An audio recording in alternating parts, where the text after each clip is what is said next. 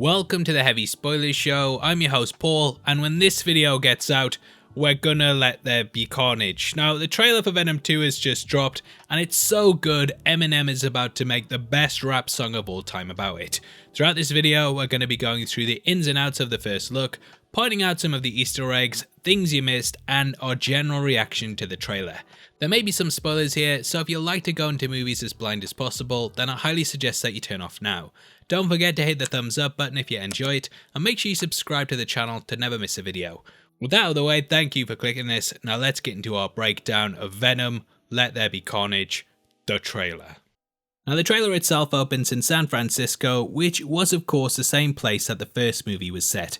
We can see Eddie and Venom are pretty much in an odd couple situation, and the latter sings the song Let's Call the Whole Thing Off, which first appeared in the 1937 film Shall We Dance. This was about two people who would pretty much disagree on their pronunciation of words like tomato, tomata, potato, potatoe, and initially the song was about refined accents.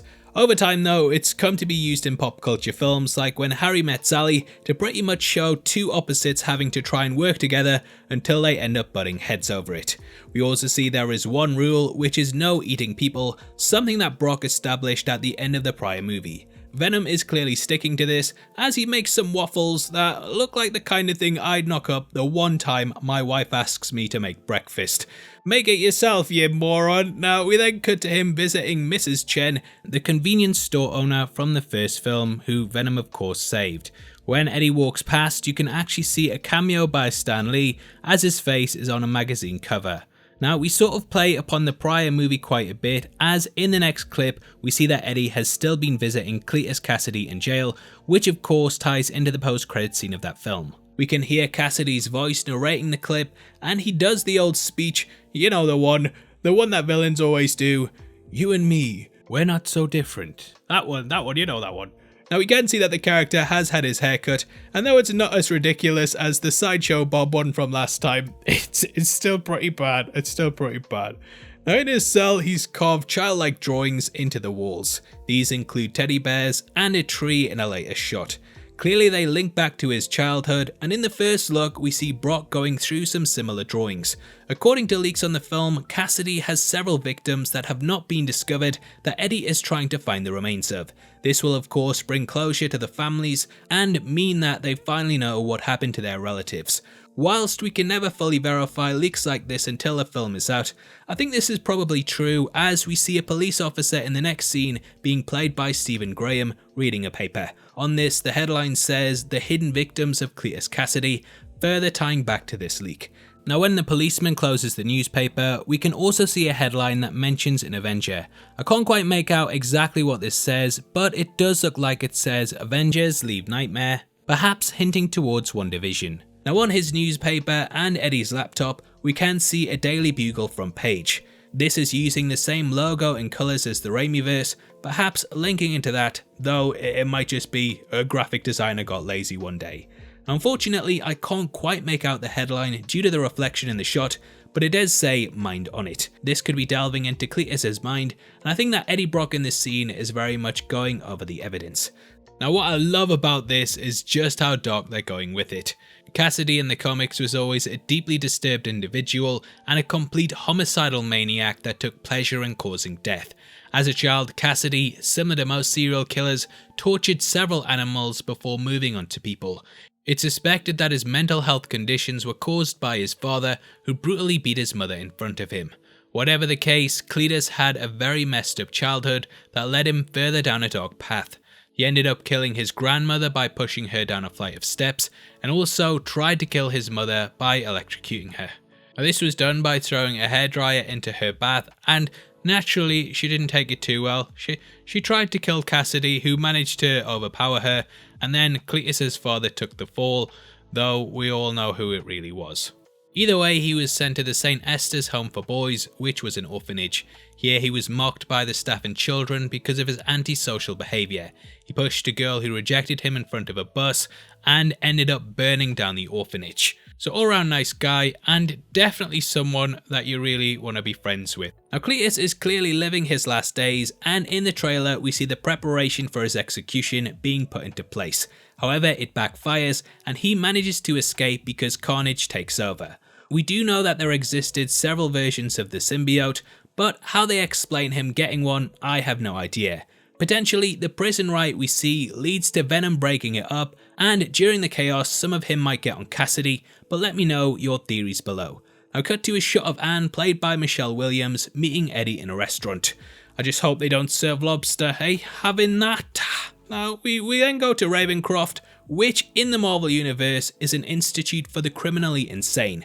This is pretty much your Arkham Asylum in Marvel Comics, and I think that Cletus will bust several villains out of this, including one we see close up here.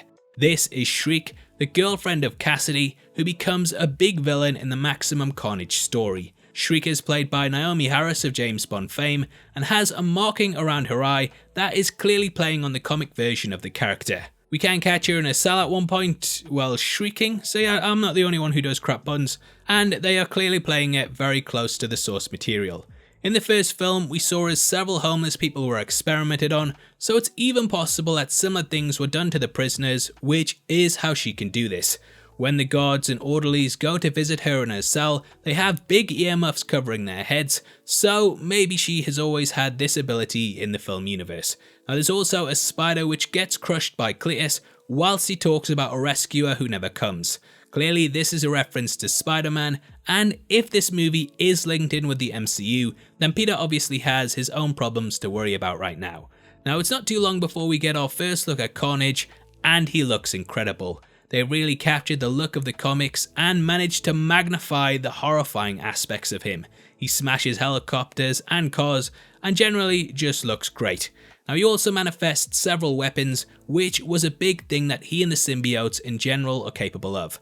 We then see the rest of the scene from the convenience store, and this is a callback to the first Venom trailer, which ended in a similar way. However, that's not all, and our final shot is of Carnage in a church. Why this is important is because in general, symbiotes are weak to sonics, most notably church bells. Throughout the comics, churches have been used as key locations to bring them down, and at one point in the trailer, we do see Venom travelling to one. I think that this will be where the final battle is held at, and it will be how Brock manages to take Carnage down by using sound as a weapon.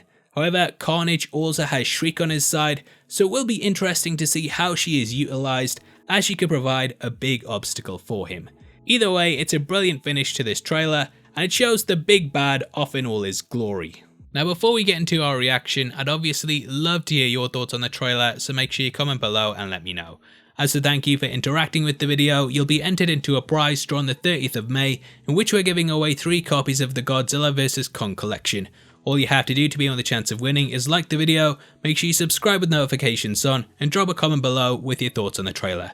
The winners of last month's competition are on screen right now, so if that's you, then message me on Twitter at HeavySpoilers. Okay, so as for the trailer itself, I have to say I really enjoyed it. I don't know what it is with Sony trailers, but this one and the previous one for Morbius both had a really shadowy aesthetic to them that makes it feel like the studio are leaning into the darker side of these characters. We don't have a rating for it just yet, but there are rumours that Sony are going to be going for an R. However, I don't really think that this will be the case, as they still want to sell tickets.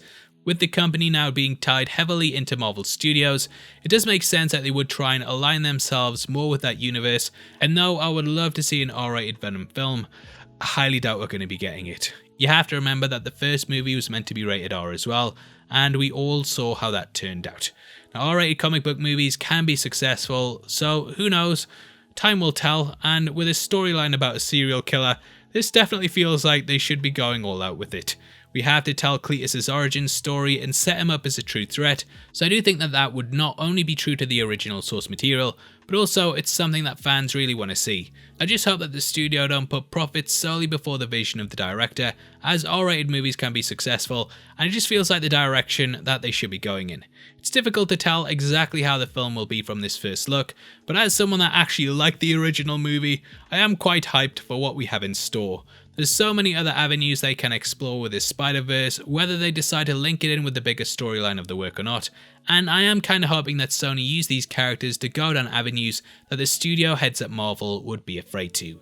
Why I'm excited after seeing this is because it does indeed look like that is the route that they're traversing, and there are a ton of things in this trailer that have me extremely excited for the movie. At this rate, it's going to be one of the biggest comic book films of 2021, which, though it isn't hard, does show that Sony have the potential to really sweep the board with their properties. Overall, this has got me really excited for the movie, and I can't wait to see what it's like when it releases later this year. Obviously, I'd love to hear your thoughts on the trailer, and if there's anything we missed. Comment below and let me know, and if you enjoyed this video then please drop a thumbs up, and make sure you check out our breakdown of the Shang-Chi trailer, which will be linked on screen right now. We've gone over everything you need to know about the characters in it, so it's definitely worth checking out if you have any questions over the film. With that out of the way, I've been Paul, you've been the best, and I'll see you next time. Take care, peace.